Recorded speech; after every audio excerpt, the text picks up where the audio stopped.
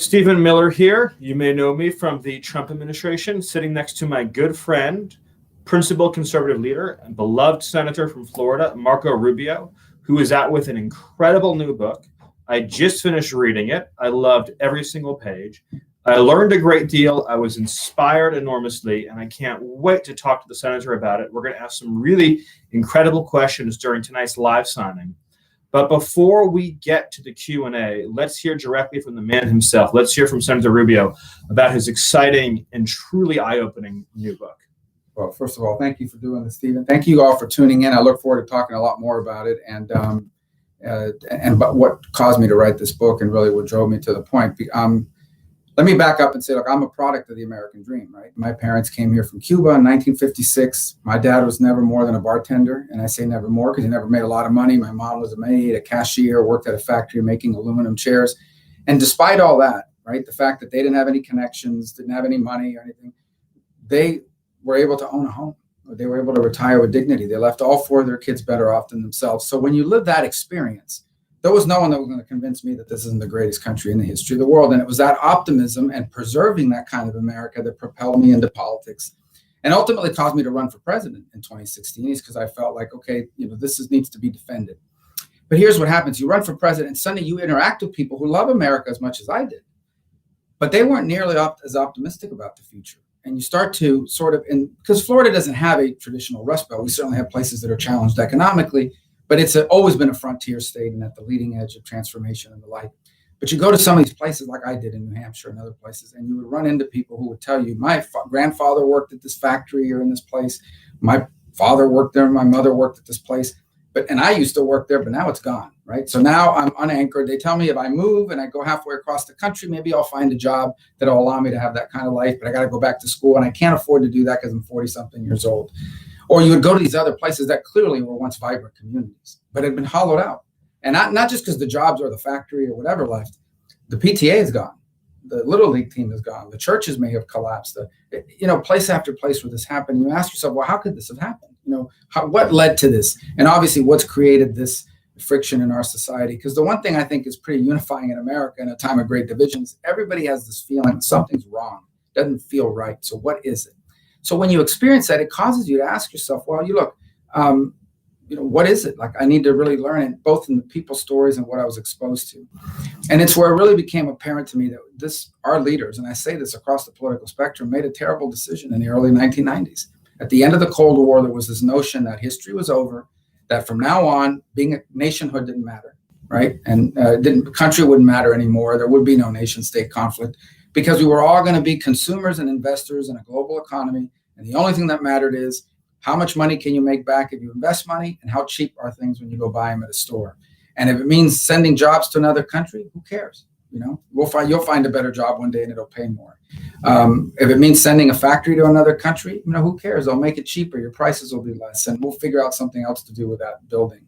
But it didn't work out that way. And what it ended up doing is not just harming jobs and destroying the kind of jobs that allow people to be parents and start families and be anchors of a community. It also deindustrialized us in a way that left us dangerously dependent on all sorts of things.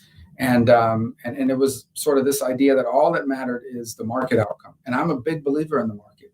But we've reached a point now where we're asking ourselves a very fundamental question. Generally, the free market should reign and prevail. But what happens when the free market outcome is not in the national interest? Because the free market says it's more efficient to make something in China. It's not in our national interest to depend on them for 80-something% of our pharmaceuticals or what have you. And so re-injecting the national interest, which had been completely abandoned as an economic policymaking situation, I think is a really important. And concurrent with this, as part of this decadence, which is the title of the book, is this notion that suddenly all of these pillars that have been foundational, the importance of family, community, patriotism, and love of country, truth, real truth, like the sun, it rises in the east. No matter how much we pretend that that's the West, it's rising in the east, and it has every day, and it will continue to. But we have now reached a level of hysteria where we're not just being asked to tolerate people who have fantasies about gender identity or what have you. We are told that if we don't accept it and we don't institutionalize it, we are haters and bigots. And in fact, that there is no place to even debate any of this. So it's this cultural hysteria. and add to all of that this total lust for power that exists from those who have acquired it over the last 30 years, there is nothing they will not do to keep that power. And that includes even if it means destroying every institution that holds the republic together. So it's a combination of factors that all come together. I tried to capture that in 250 pages, but I think it's going to be a big project, because it's still a work in progress. I think it's something that really began in 2016 with President Trump's election, but it's still new to many Republicans. We have a lot of work to do on the center right. And there are allies who've traditionally not been with us in that political paradigm, who I think on some of these issues are willing to work with us because this doesn't have it doesn't fit in the same spectrum as sort of the last 30 years traditional politics. So, but look, everything's at stake here. What happens next will define the 21st century. It'll either be another American century or it will be the Chinese century. And if it is, it'll be our fault and we won't be very happy about it and the world will be worse off for it. So, well, I think that's an excellent summary of this text. And again, I've worked here in Washington now for a number of years. I served during all 4 years of the Trump administration. This book rings so true, Senator, with my personal experience in seeing how the Republican Party failed to wrestle with and grapple with these issues in a systemic way. And just going to try to get ahead on some of the book signings for our friends online. That's important. And you talk about it so elegantly. And everybody should get their friends, their family, anyone that needs to understand what's happening in this moment in America needs to get a copy of this book. So I want to drill down on some of the really important points I feel that you made in this book that I don't see anyone really in any of the books that I've seen out there in the market recently even attempting to grapple with. So you talk about a concept that maybe many of you have never even heard before, and it's called common good capitalism. And this is not a term that I think many people are familiar with, but I hope they become familiar with it. Could you explain in your own words what you see as common good capitalism and why it's so important right now? And it's interesting, and that's based on a speech I gave back in 2018. And honestly, a lot of it had been built on a papal encyclical and some of the social doctrine of the Catholic Church in the following way, and that is that it was actually an encyclical written as a criticism of Marxism and socialism. And it made some fundamental arguments about the importance of promoting the common good, that the job of government is ultimately to promote the common good, then we have to define what the common good is. In my view, the common good from a policy perspective, in addition to our national security, obviously, is strong and stable work that allows us to have stable communities, stable families, which is the fiber of any society. And so my view of it is that the market is a tool, right? The United States is not a market. We have a market, but we do not exist to serve the market. The market exists to serve us. And so any market responds to the conditions that you put on it, the laws that you pass. And we do that now. We don't have a truly laissez-faire economy to begin with. We have a tax code and a regulatory code that encourages certain behavior and discourages other behavior. We have rules that help guide how the market functions. And there will always be rules. And I'm arguing that those rules, whether it's in taxes or regulation or even how we prioritize things, should be designed to promote the common good and the national interest of America. That doesn't mean hostility towards other nation states or even isolating from them, but it means that every time we make a decision, if the outcome is, look, this is really good market purist view, but it's bad for America, the national interest has to win out.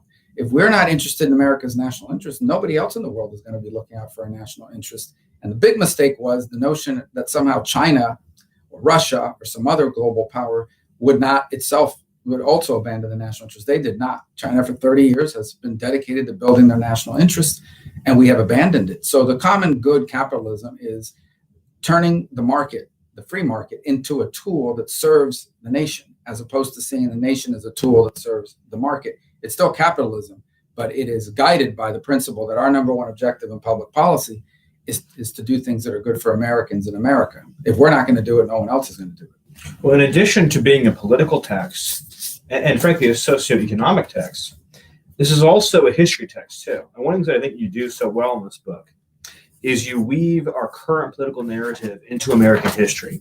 And you talk about the fact that our founding fathers weren't necessarily as ideological as we imagine them to be today. In other words, there was a pragmatism to them.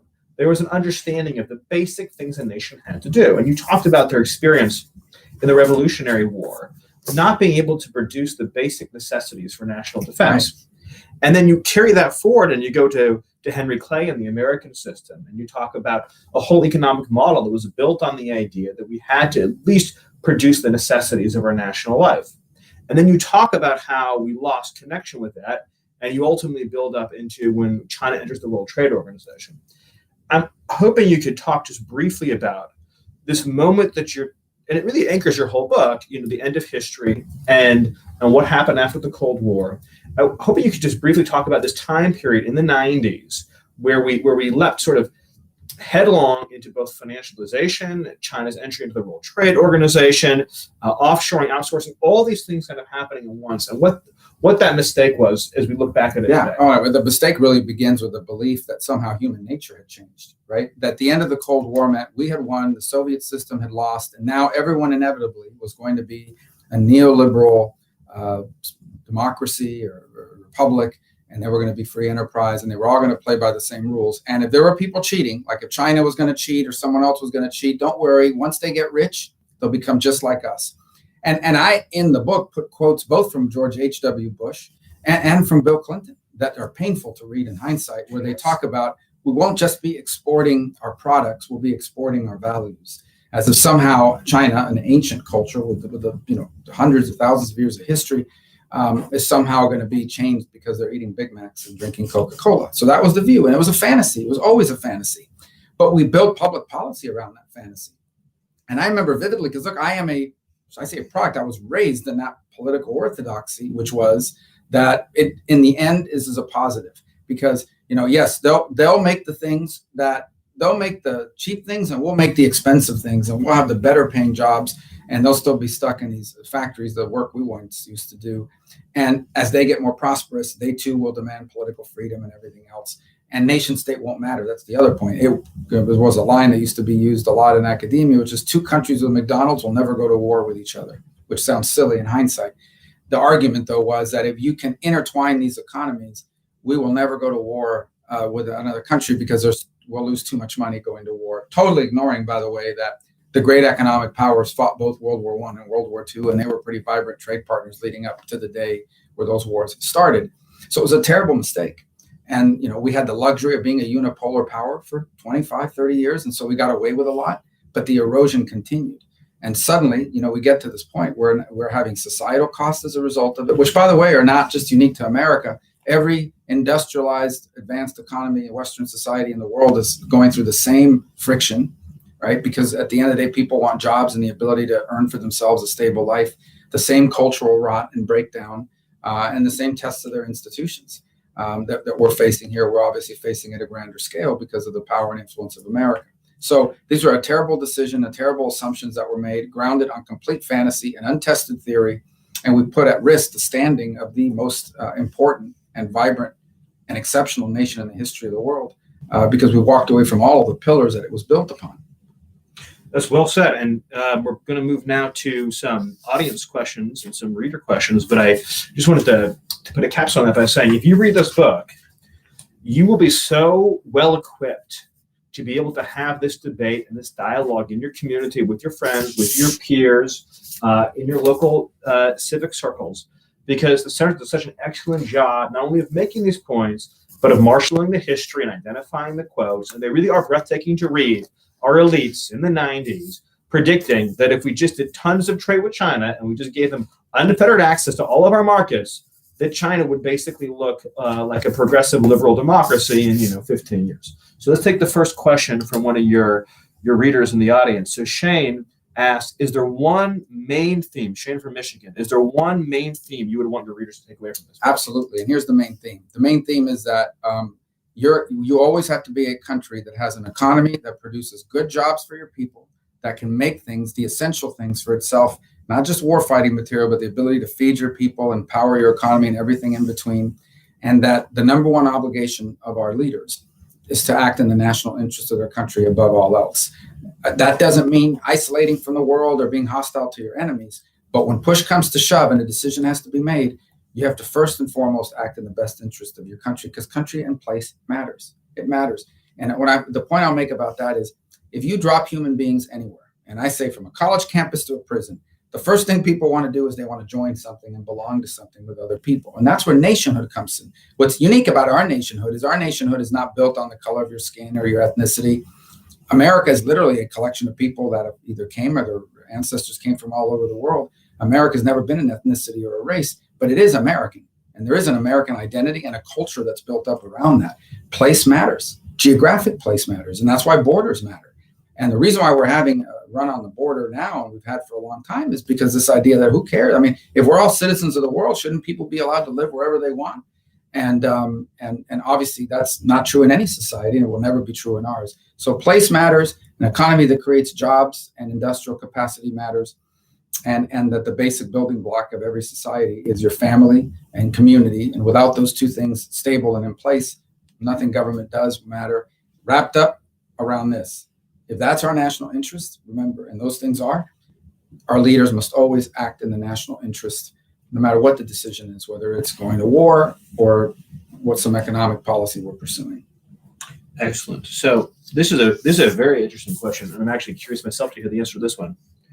So in the book, you talk a lot about some of your legislative efforts. For example, I know this very well because I was in the Trump administration at the time, the child tax credit, and your work on that, which was a great achievement that we had just a few short years ago. But Clark from Missouri asks, what is an issue right now that you are hell-bent on trying to reform or improve upon? I think there are two things there are many, but I think one of the things that we have to begin to take very seriously is the vulnerability of our supply chains, the vulnerability of our industrial capacity. To give you as an example, this is a country today that has to make a decision about whether it wants to continue to be an agricultural country, an agricultural power, because we are blessed with the land to feed ourselves. If you think that having a shortage of toilet paper was bad in the middle of COVID, imagine not being able to feed yourself. This is an essential importance. It's the reason why the Chinese are trying to buy up American farmland. But it's also why I'm very concerned about some of the trends in consolidation you've seen in agriculture, because it really begins to threaten our industrial capacity in agriculture. So whether rebuilding our industrial capacity is critically important, and that means protecting things, not just like the ability to make airplanes and ships, but all sorts of other industrial capacities, heavy machinery, telecommunications, biomedicine, that we have to have a native capacity. We have to have an American capacity to make it, even if the market says it's cheaper to do it in China. We have to be able to do it or we are left vulnerable. The other, which I think is really critical, is we have to somehow figure out a way, and I think public policy really can't force this, but it can talk about it and certainly encourage it, which is what was behind the child tax credit. There's no law that I can pass, no government program I can create that will ever replace the role of a family and the role of community in American life. Those two things are pillars. That is the fiber of your country. That is in essence what the country's made up of, its foundation. If those two things are broken, nothing else we do on top of it will ever fix it. And so you look at this so-called crisis of loneliness, it's because we've destroyed those institutions and those associated with it that allow people to belong to it. So rebuilding our industrial capacity, understanding that there are things we're going to have to do in this country that may require government to do things to incentivize that capability returning to America. So one of the bills I have now is to bring back the pharmaceutical industry that Bill Clinton kicked out of Puerto Rico, a place that is American, needs the work, and we need the capability. And bringing back the tax provisions that made it possible to do it there is an example. But rebuilding that industrial capacity is something that I think is critically important as a priority for me. Wonderful. Let's take a question now from Bobby in Alabama. This is one that I think is going to resonate with a lot of people who are watching us tonight. He asks, what advice would you give to parents trying to raise their kids in our woke culture? Well, first of all, be engaged in their lives as a parent. That's really important. And I say that obviously, raising children is tougher than it's ever been. And so I think obviously two parents engaged is always going to make it easier. Single parents will tell you that, but single parents do amazing and incredible and heroic work every day. So no matter what your family structure is, whether it's two parent, one parent, the support of grandparents, being engaged in your kid's life. I mean, it's more important than it's ever been because you are competing with all sorts of messages out there that are telling them that all the things that we know work after 5,500 years of recorded human history are actually not true. And so it's just really important. That's the first. I think there's a special obligation across the board, but with young men in particular. I think young men in particular face a very challenging time. And this is more personal opinion in my view, but I really think it's important that even that engagement with young men is really, really important. We see a lot of the pathologies that are ailing our society, a lot of problems ailing our society being driven by young men who I think don't have that positivity at home or those role models that help shape it. I think the third is being frank enough to give kids the vocabulary to understand some of these trends that they're being pushed on.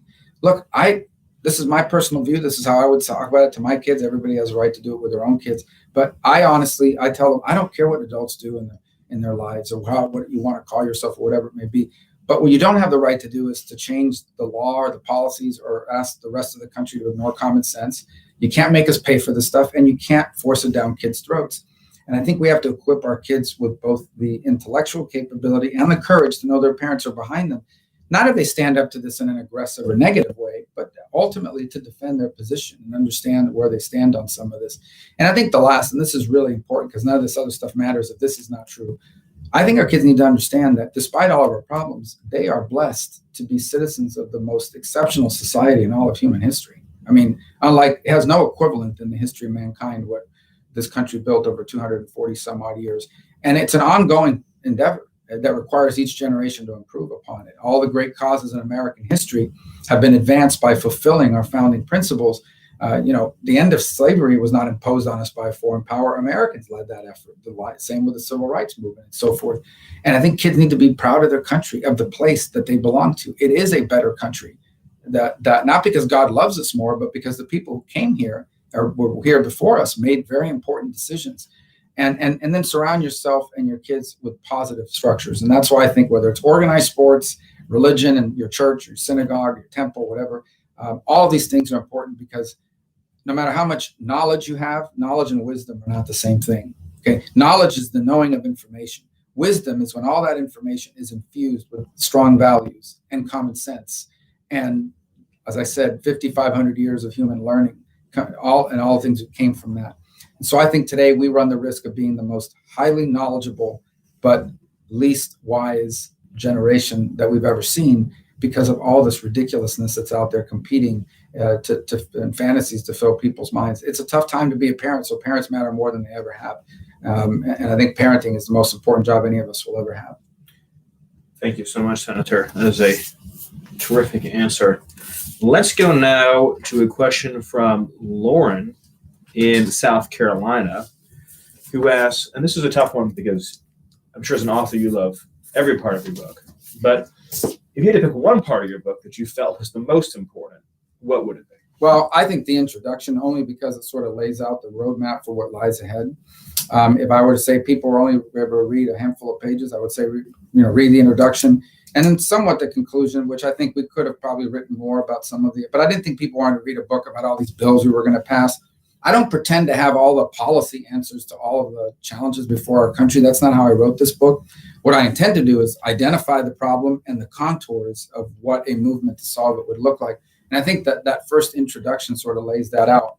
Now, I do think that the piece that I think people in my generation will identify with is when I describe sort of some of the things that were happening in the 1990s, because I started college in 1989, right? So I'm in college when the Berlin Wall falls. I'm sitting in classes and beginning to get engaged in political thought in 91, in 92, in 93, where everything was about this new world order. The world was flat. We were now this global commons that we were going to be engaged in, and all of that, all the decisions that were made in trade and the like that were a product of that. And that really propelled public policy. So I think that the first couple chapters that sort of describe that era, I think for a lot of people that don't remember it or weren't engaged during that time or are new to politics, they don't recognize how widespread the consensus was up until probably 8 years ago, how widespread the consensus was that the answer to every problem was a free trade agreement and the deployment of American troops and aid in any part of the world, even if doing any of that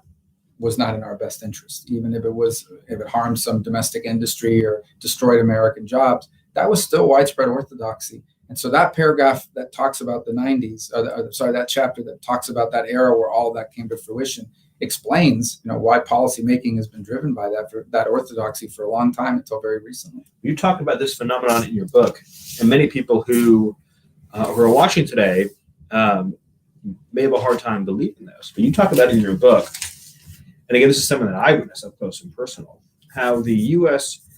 both economic and foreign policy establishment had a template of going to a foreign country and basically saying, well, if you join our Western alliance, we'll basically give you a very favorable trade agreement. In other words, you can send us all your products basically tariff-free, no matter how cheap the labor may be or how unfair the working conditions, whatever the regulatory environment is. So you make TVs or you make electronics, think South Korea, for example, whatever it is that you make, you can send it to us, no tariffs, no restrictions, no nothing, just join our community. And this was sort of compounded year after year after year. And again, I encountered so many generals and so many people who were careers who that was their view, had been their whole lives. Can you talk a little bit about how the U.S. economic and foreign policy establishment saw our middle class jobs as almost like a bartering chip, if you will? Well, it's part of the decadence. It's this idea that America, we are now the sole superpower in the world, so we can make any decision we want, because there won't be any consequences for it. Like stuff that might have bothered a traditional country in a traditional time no longer applies to us. So we have the luxury of giving away jobs. And yes, some people are going to lose their jobs at their factory, but it's okay, because a better job is going to be created for them, and it's going to even pay more. And when they go to Walmart, everything will be cheaper, so they'll be happy there too. So that just became infused. That's what was being taught at our academies, our military academies, our universities, and so forth. And so we made economic decisions on that basis. But the other is this idea that, okay, so if a country now has factories and it has jobs, they will somehow now forget that they're a nation. They will somehow decide our culture no longer matters, our traditions no longer matter. They're just somehow going to abandon this stuff and not be a nation or act as a nation state. And that was silly in the case of China, most certainly, but in other parts of the world, these are countries that were looking to build themselves and were constantly acting in the national interest. And so, look, all trade deals are different, right? Like if a country makes something you don't make, and you trade something you make for something they make, and that's that. So Colombia has fresh flowers. We don't have a big fresh flower industry in the U.S. sometime part of the year. They send us fresh flowers. We send them whatever product they want to buy in the U.S. But it's different when not even free trade, but this sort of financialization says, we'll send you factories. We'll send you jobs that sustain entire communities. And that was never part of the equation. No one ever went back and said, well, have we thought about what's going to happen to 10,000 Americans that are going to be left unemployed and what that means 10, 20, 30 years from now? What's most interesting, by the way, is this is happening again now. So AI is a threat, but it threatens to do to white collar workers what deindustrialization did to blue collar workers. So now it's going to be people that have these white collar jobs that are suddenly going to be replaced by some algorithm and artificial intelligence. So we're going to face the threat of that disruption now, except at much higher up the income scale and education scale. It'll be interesting to see how elites react when it's their job that is now being threatened by this. But it was a big mistake that policymakers made, because it totally ignored the importance of the national interest and statehood and nationhood in our policymaking. You do such a good job in the book telling that story, and talking about the change in our economy from the World War II era, and particularly the post-World War II era. We came out of World War II as the manufacturing superpower of the world, and then how we thought we were invincible and we thought we could give it all away and we thought nothing would happen. And then we switched to a financial instrument-driven economy, and you call it the financialization of the U.S. economy. And again, that's a term people may not be familiar with, but I think you have to become familiar with it. I think everyone has to become familiar with that term in order to understand our politics today. Can you break down, and it's in the book, so if you read the book, you'll have a tremendous understanding of it, but can you break down what you mean by the financialization of the U.S. economy and how it's changed that old notion, which you talk about in your book, and you talk about it in a really insightful way, the old notion of what's good for General Electric is good for America, and how financialization and hyper-financialization of our economy has changed that notion. Well, and it's important because some of the things that people have to understand is that when you talk about an economy, it's not just how big your economy is or how much wealth it generates, it's also its composition. What is it made of? So one of the big mistakes people are making now is they'll look at like Russia's GDP and they'll say, well, it's the size of Italy's. The difference is the Russian GDP, yes, it's the size of Italy's. It's certainly not comparable to ours in size, but their economy is built on energy and food, two very essential things in a time of conflict or crisis. Ours is basically on the financial services and services writ large, which are going to be useless in a time of conflict. So the old economy or older economy was basically, I owned a company, and that company made cars, or that company made, furniture. And we made it and we sold it, most of it in the US, some of it in other countries. And my workers got good pay, and that job was there year after year. And that was what my company did. Financialization is different. Financialization is now, it doesn't matter where that desk is made or even if your company matters anymore.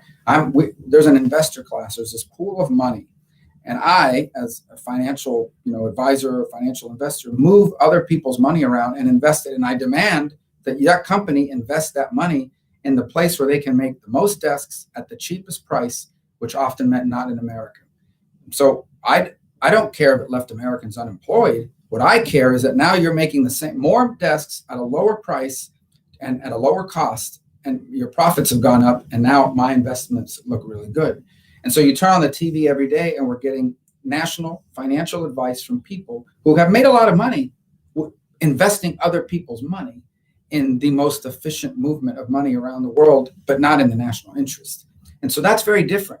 50 years ago, 40 years ago, there was a major leader. It was somebody who was making things in America by Americans in a way that was sold abroad potentially, but was good for the country. Now we're getting financial advice and being lectured to by people that move other people's money to the most efficient place in the world to make it, even if it's not America, and with no regard whatsoever for the impact that it's had on the American worker and on America's industrial capacity. And then when attacked on it, the argument always was, well, you are an isolationist, or you're trying to go backwards. None of this matters. Don't worry. Better jobs will be created. People should learn how to code, and then they can find a better job and living halfway across the country from where they live today. So that's what financialization is. It's basically an economy entirely built around moving money around from one place to the other. And then if you get it wrong, the government will come in and potentially bail you out otherwise, because we can't afford to let you collapse. Then you bring the whole system down. So it's not going to be very useful to us in a time of conflict, and it's certainly not enduring in terms of building national capacity. And sadly and ironically, a lot of that financialization has financed not just China's growth and progress, but their military capabilities. Not to this day, we have investments, let's say, federal workers in the federal their savings plan. Their money's invested in companies that are helping China build weapons to kill American military men in a future conflict, using American financialization to their benefit. So that's what financialization basically is. It's turning our economy over to money managers who are not evil people. These aren't cocaine dealers. They're not doing something inherently evil, but it's not in our national interest to certainly depend on their interest alone in making our economic decisions. How much does it frustrate you, Senator, when you have CEOs or leaders on Wall Street or in investment banking, hedge funds, et cetera, who come to Washington to meet with politicians and demand certain things, knowing, just as you said, that their interests are not coterminous with America's. They maybe make their money by shipping jobs overseas or by investing in a foreign country, even if it helps an adversary's military. What is your response emotionally and intellectually when that happens? Well, a couple of things. First of all, we have to understand that when you have an education system, higher education system especially, that has for 30 years been inculcating not just these things about the economy, but that America is inherently evil and that we're really not all that special and that nationhood doesn't really matter. There comes a point after 30 years where the people that were being educated are now in mid-level managing positions and continue to climb. So I think part of it is that. And I understand it. I'm not excusing it, but I get their product of that process. The other is they've made a lot of money. And when you've made a lot of money doing something, you don't want to stop doing it, but you have to find a rationale for why you're not for it. So I always sort of rationalize it by saying to myself, I don't agree with them, but these people are basically arguing in favor of what is making their company the most money, even if it's short-term gain, even if they know that investment in China, in 5 years, China's going to kick them out and steal all their intellectual property. But for the next 5 years, they're going to be plenty of money and they'll be rewarded by their board, or if you're an investment fund, by your investors. So that's their job. Our job is completely different. Our job is not to punish people like that or to go after people like that because we're not socialists. But our job is to act in the national interest. And if the national interest and how you make your money are misaligned and we ignore that, then that's on the policymaker. So for far too long, policymakers, especially in the Republican Party, basically said, if enough CEOs from enough big companies tell us this is good for America, we just have to believe them because they have to be the experts at making money. And we never stop to ask, but it's not good for America for all these jobs to be gone and for us to not have the ability to provide for ourselves and to leave us vulnerable to China. And I think that's changing now. There's a willingness to question some of this and challenge it. But for a long time, there wasn't. And I think that's been one of the big changes. So how it makes me feel is, at the end of the day, I get upset about this lack of sort of patriotism, but there's nothing illegal about it. But it reminds me that my obligation is to act in the best interest of America. If it happens to be good for the companies, it's great. If it's not, I have to act in the national interest, and we have to have incentives to ensure we are defending that national interest. That dovetails very well with a question from Lindsay in New York, who wants to know, in reference to the subtitle of your book, who are these spoiled elites? Who are they? Well, I think primarily it's now people that control every major institution in society. So it's at the top levels of academia, increasingly obviously in the media and in all the information we get, certainly culture in Hollywood, the corporate boardroom, the investment class that moves our money and invests our money around institutionally. The power of these institutional investors over corporate behavior and so forth is critically important, but also the permanent bureaucracy of government. And what happens is not just elites in that way, they're because of their education and not just because of how much money you've made, but they also increasingly are geographically isolated to spots in the country, right? So people say coastal elites, but it is now in America the way it is today, it is quite possible, that you are not just part of the small group of people that control these institutions, but you live surrounded by other people just like it in your little bubbles, completely isolated, totally from the life of millions and millions of other people and the impact those decisions had on them. And I will tell you where it most became apparent to me. When I run for president, I have to spend the day sort of campaigning in Iowa, in New Hampshire, South Carolina. And then at night, sometimes you had to fly, 3 hours to go to a fundraiser. And the disconnect between the donor base and the donor class of the Republican Party and the voter base was extraordinary. I think it's one of the things that propelled President Trump in 2016 is he sort of understood that and didn't really rely on the donor class. But it was like two different countries. And it's not that the people that were raising money for us were evil or mean or cruel, but the life they lived, the whole idea of, what it means to a community when a factory leaves was almost, they'd never seen it, they didn't understand it, or they had been able to rationalize it. There was a total disconnect. And so to me, it took a while to process how big that disconnect was. And so when you talk about elite, I think it's people, frankly, that are the beneficiaries of this arrangement that we made at the end of the Cold War. They're not the majority in this country, but they have a disproportionate amount of power and influence in their numbers, even if it's a small minority. That is an excellent jumping off point for another question that I think really gets to the heart of the inspiration for this whole entire book. And this is a question from Tim in North Carolina, which is, how did you decide to write a book about these spoiled elites in the first place? Well, I think part of it to me really was the growth process that began after the presidential campaign. We come back here and we start to begin to challenge some of the traditional orthodoxy. The child tax credit was an example of it, but there were others. Even before the pandemic, I was the chairman of the Small Business Committee. We were trying to figure out ways, how could we reinvent the SBA, which is frankly the small agency that struggles to do a good job at anything. How can we turn it into a place to incentivize small business to begin to answer some of our supply chain problems, some of our industrial resiliency? We put out a report called Made in China 2025, which literally took the Chinese's own writing and said, look, they've made it very clear they have a plan to dominate the 21st century in these 10 industries. That gave us the blueprint for the 10 industries that we had to make sure that we had a capacity in. So all that sort of evolution played out. And then, we have the tumult of the last few years and the like, but at some point we felt like, all right, now what we're missing, in my view, is sort of at least the beginnings of an outline for what this public policy looks like. Because one thing is to file a bunch of bills that people never hear about or may never pass. But another thing is to create sort of like a strategic outline of, okay, what does 21st century conservatism looks like that's in favor of the common good, that defends capitalism, but does it in a way that serves the national interest, to begin to create the vocabulary for why you do it. But before you tell people what you're going to do, you have to explain to them why it's important. And we feel like when you sit down and have to put it in writing and you have to write it, it forces you not just to condense your thoughts, but it gives you something tangible that people can rely on and hope to begin to influence other policymakers. And we had a conversation recently, which I think is absolutely true. And that is, if you think about Ronald Reagan, when he got elected in 1980, Ronald Reagan was the culmination of a 15-year effort that began even before Barry Goldwater to build a conservative movement. And ultimately, he reaches office in 1980 and is able to institutionalize it. The difference about 2016 is that President Trump gets elected before the movement is even there. He sort of gets elected tapping into some of these things. But then, unfortunately, because of orthodoxy, he has to populate his administration in some ways with people that are still sort of tied to the old orthodoxy, because that's what the Republican Party had. We didn't have the think tank. We didn't have the vocabulary. We didn't have a lot of that intellectual work done yet. Obviously, I'm hoping that our next president will be a Republican president, and that by that point, we'll have constructed at least the general outlines of what could potentially be a framework for action. And obviously, I hope others will read this and contribute with their own set of ideas about how to move forward.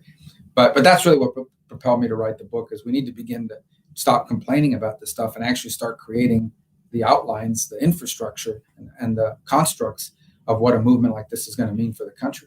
You identify in your book 2 lines in President Trump's announcement speech that you felt really heralded the changes that were going to come. One was about the terrible trade deals that have been enacted over a period of many years. But the other that you point out was saying that we have to close all these loopholes that are benefiting Wall Street. And you talk in your book about a lot of the Clinton era laws that were passed, which maybe you might not know this was a major Clinton legacy, that made it much easier in this country to make money through passive investment income than through salary, going to work and actually earning an income. Right. Can you talk a little bit about how things that Congress did specifically over the years, and regulatory agencies too, have actually basically incentivized, by design, in fact, the financialization of our economy and the move toward these exotic financial instruments as the way to make money? Well, and I think the key point about that second line, when you hear that from a Republican candidate, is you're going right at the heart of a Republican orthodoxy,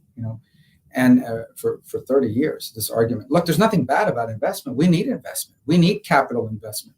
The question is, what are you driving that capital investment to? So one of the things I'll tell you right now is American capital investment, our laws that regulate it are agnostic towards where the investment is. Where is the money flowing to? The second thing, as an example, and it's not, I don't think that corporate, share buyback of a stock, okay? Your company issues a stock, and the stock is issued, and or the stock is out there, and you decide the way we're going to raise the shares, the prices of our shares, is the company's going to go in and buy back a bunch of. We made extra money this year. We're not going to use our money to build a new factory, hire new workers, or invent a new product. We're going to use it to buy back more of our stock.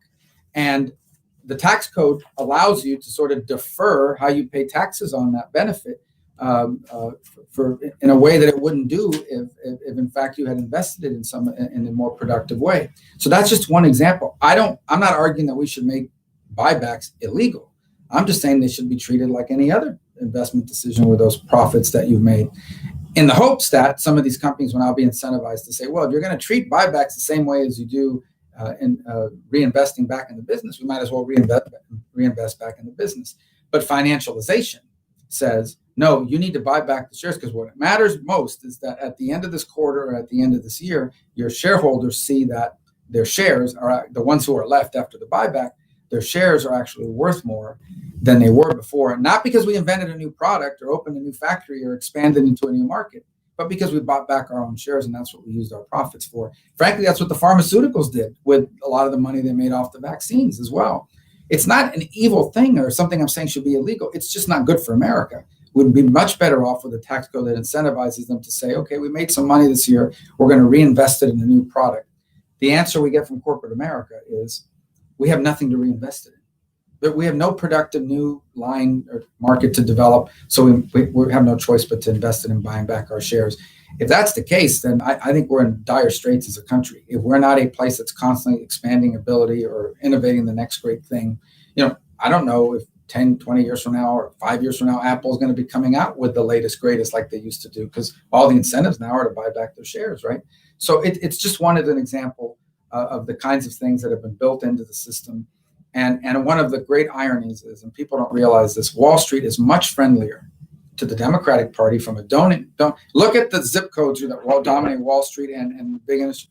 They all vote for Democrats, and the amount of money raised out of Wall Street is far skewed in favor of the left versus the right, because they agree with them on the social issues, but also because at the end of the day, these are the kinds of arrangements they're willing to make in our tax code to support that class.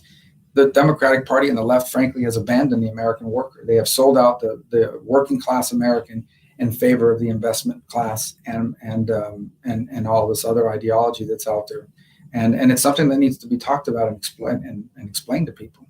That brings us full circle, by the way, Senator, to what we talked about at the beginning, which is how hard you worked with us in the Trump administration, you talk about it in the book, to pass that child tax credit so that we're doing something in our tax code. I just want to say on a personal note, thank you for your leadership on that issue, because we were able to pass it into law and it's helped so many families. So thank you for that. Let's just do two more. You've had a bunch of kids since then. Yes, yes, it's a personal benefit to me as well too. But I did not know that I'd be having so many children at that point in time. So, and by the way, on a personal note, you've given me some great advice on fatherhood. So thank you for that. We'll do two last questions here before wrapping. So the penultimate question is a great one for all the young people out there from Carolina and Illinois, which is, what advice would you give to a college or grad student who wants a career in politics? Well, that's a great question. I used to joke and tell people stay away from politics, but I can't do that anymore because it's important that you do be engaged and involved. The first thing I would say is I really have increasingly, and I've always believed this, but I believe this now more than ever, history is a really important thing to understand and to know. And the reason why is that while everything has changed in our lives, technology changes, how we dress, even language, the one thing that's never changed is human nature. Human nature is the same today as it was 5,500 years ago. And the only way, and that's why history is so critical. That's why patterns of human behavior constantly happen. And so you recognize a lot about what's happening in America today if you understand the French Revolution, which was a hysteria. They ended up running out of people to guillotine, right? Because it became this hysteria, or the Chinese Cultural Revolution, which also became a hysteria and almost destroyed that country. So I think really being rooted deeply in understanding not just American history, but world history and everything that's led to this point gives you a perspective that lets you understand that nothing new under the sun. We are constantly as a species repeating patterns of behavior. So that's number one. I think the second is the question is to the why. You have to know why you want to go into public service. And that's really important because that'll help define whether you should do it and at what level you should do it. The most impactful government in America should be, and is to this day, I still believe, local government. And I think we're seeing that now in school boards. But the why is really important because if the why is not a good why, you won't do your job well over time. The job will wear you out. You'll get yourself in trouble. You won't be happy, that's for certain. So understanding why do you want to be in public service and engage in public policy, those two things are really important. I actually think there is no 21st century roadmap to run for office. In many ways, I think there's a tremendous advantage to never having held elected office when you run for something because people are dying they feel like those who have been around a long time have failed them and they're looking for needs. But I think if you're grounded in history and you understand the why, what it is you want to do and why it is that you're in public office and you can explain that to people and you're passionate about it, those are two essential elements to seeking public office. Because look, there are worse jobs in the world. I'm not saying that what we do is as brave or as courageous or anything close to those serving in the military and putting their life at risk. But there is a cost to it, of your privacy, of some of the things you put up with, some of the opportunity costs that come with it. So it has to be worth it. And the only way it's worth it is if you know your why. And the most effective way to do it and understand everything that's happening is to understand as much as you can, not just about our nation's true history, but about the history of the world and about the patterns of human behavior. The best advice I could give. Well, that leads well into the closing question for the night, and then we'll give the floor back to you for any final comments you have. But a lot of people may not know this, but you won your last race by a massive margin, almost 20 points, even though, as you've mentioned before, you were massively outspent by the Democrat Party machine to an extent that most people would be surprised by, against a very seasoned and veteran campaigner. How much of the ideas and philosophies in this book helped inform your very successful last campaign? Yeah, look, I'd love to tell you that my campaign was based on public policy and people embrace the agenda, but that's just not really the way we run. That's one of the reasons why I wrote this book. I'm not running for president. I think it's hard to sort of put something like this out there in the middle of a campaign, but I was certainly very proud of some of the things we did, like the child tax credit that we talked about, because it appealed to people's common sense wisdom and their working class values. And I would say those are one of the things that, but I think it also is a tribute to Florida and what Florida is made up of. And I think there's a lot of unique aspects to Florida, but it is a state heavily populated by people that came to Florida from somewhere else.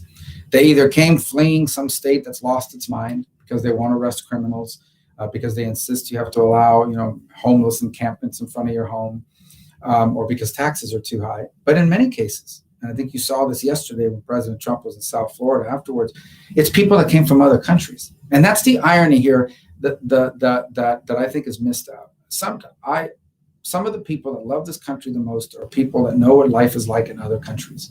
You go to someone that has lived in another country where there is no economic opportunity, where there is no upward mobility, where there is no respect for institutions, and you tell them that they are somehow living in this terrible, systemically discriminatory place, and they think you're out of your mind. And not only do they love the country, but when they see threats to this country, they begin to see shadows of what cost them the country of their birth, and they become very passionate about it. And I think Florida is a state where you don't have to spend a lot of time explaining to people what's going on. You really don't. Florida is a state, especially South Florida and the Tampa and Orlando area, where there are plenty of people that don't need any lessons in what we are seeing now. They have come from societies where schools told the children not to listen to their parents, and in fact turned their parents in if they didn't agree with the regime, where the media was biased against those who had those views, where they attacked all the institutions, where everything was controlled by a small group of people to their benefit at everyone else's expense. They see all of this, and not only are they traumatized by it, but they're not going to lose their country a second time.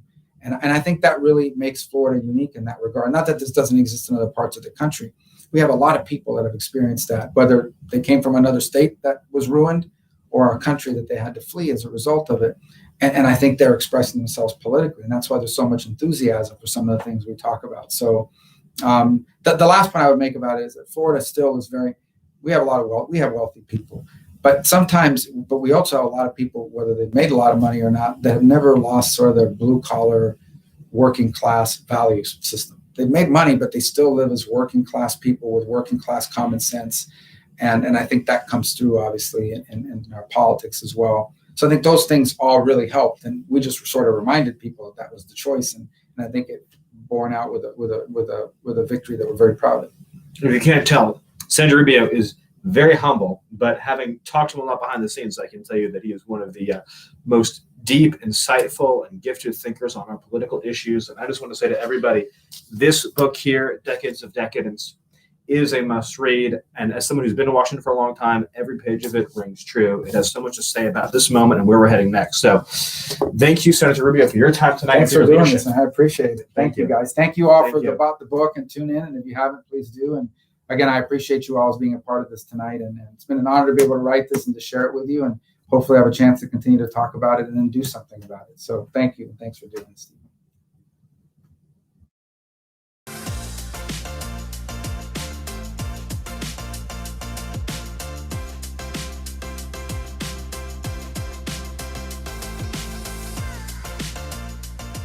Hey, this is John Acuff, New York Times best-selling author of 7 books and someone who's done a live signing. If you like the one you just watched, make sure you check out our YouTube channel. It's full of amazing authors having great conversations and signing books for viewers just like you. So make sure you subscribe.